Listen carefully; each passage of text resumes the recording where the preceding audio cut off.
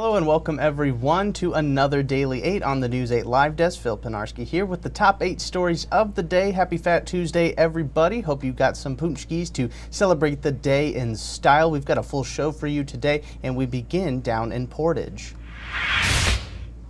A man was hospitalized after he was reportedly hit with a hatchet outside of a Portage motel last night. Police were called to the Holiday Motel near I-94 on reports that a man was attacked with a hatchet. Officers arrived and found a man in a motel room with what they called severe laceration-type injuries. He was taken to the hospital and is in serious condition. A person of interest was found at a nearby business and was arrested on an unrelated warrant. Police are still investigating at this time. A teen who killed a Good Samaritan who offered him a ride during a bitterly cold night in 2023 will now spend more than 3 decades in prison for the crime. Justice Chimner was 14 when he killed 17-year-old Jack Snyder after Snyder offered him and another teen a ride when Snyder saw the two walking home on a February night in Battle Creek. Snyder was shot twice and Chimner and the other teen were arrested within a few days of the murder and charged. During a court appearance on Monday, Chimner, now 16 years old, was sentenced to 35 to 60 years in prison. The other teen and a 20-year-old man were also charged for their roles in the crime as well. To Newaygo now, where a family is searching for answers after a vehicle went through and damaged their loved one's tombstones. It happened at Oak Grove Cemetery. An acquaintance of the family went to visit the cemetery and notified the Andrews family that someone had driven a vehicle through the graves, with the tombstones themselves suffering a lot of damage. The Newaygo County Sheriff's Office is investigating the incident at this time and are currently looking at the tire tracks that were left at the cemetery. They are also welcoming any tips from residents in the area who might have some information on what happened. The tombstones are now back in place, and the township where the cemetery is located has offered to cover the cost to repair them.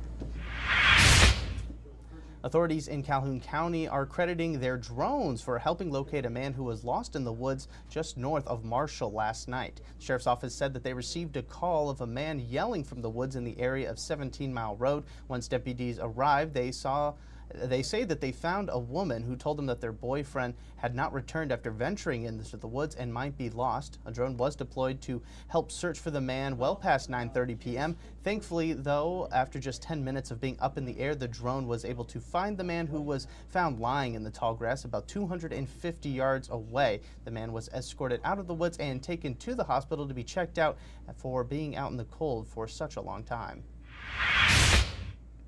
And we have another closure to announce, as Creston Brewery, a staple in the Grand Rapids neighborhood, has shut down. The brewery first opened up in 2016 and was purchased by the Saugatuck Brewing Company in 2021. Officials say the closure comes after a challenging time for the craft beer industry. It joins a list of recently closed bars and breweries in just the past few weeks. Rockwell Republic, GR Noir, and Beacon Corner Bar are just a few of those, and it's not just the Creston location, but also the tap rooms in Kalamazoo will be closing. The Douglas tap room, however, will remain open at this time.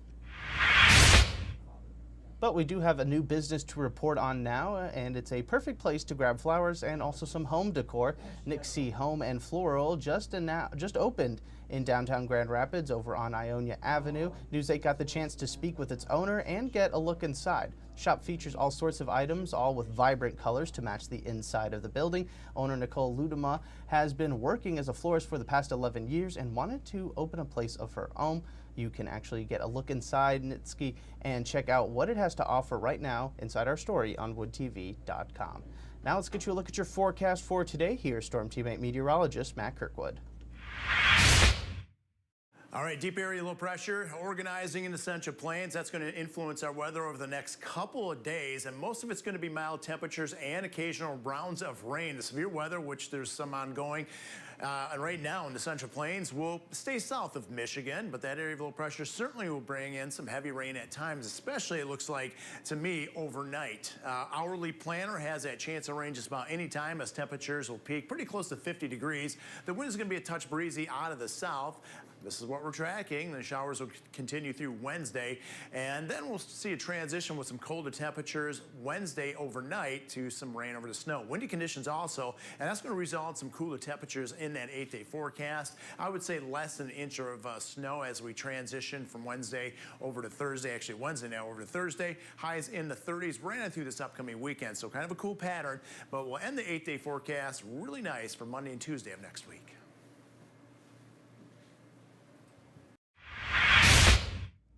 All right, thanks, Matt. We end things today with an incredible performance at the NFL Combine this past weekend from a former Unity Christian star, Isaac TeSlaa, who helped the Crusaders win a state title his junior year, was overlooked when he graduated. He didn't receive a single Division I offer to play college football, and his only chance to continue playing the sport was over at Hillsdale. He shined there, though, eventually being able to transfer to Arkansas, where he played wide receiver. He got an invite to the NFL Combine in Indianapolis, and he turned a lot of heads with his performance.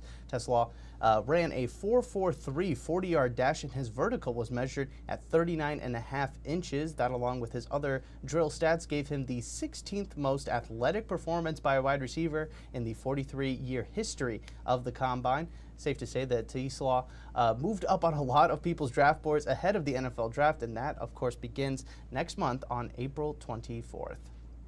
All right, that's going to do it for us today on the Daily 8. 8 more stories are on deck for you all tomorrow, same time, same place. Hope to see you all then. I do want to thank everybody so much for tuning into this latest edition of the News 8 Live Desk. I'm Phil Pinarski, and we hope you have a great rest of your day.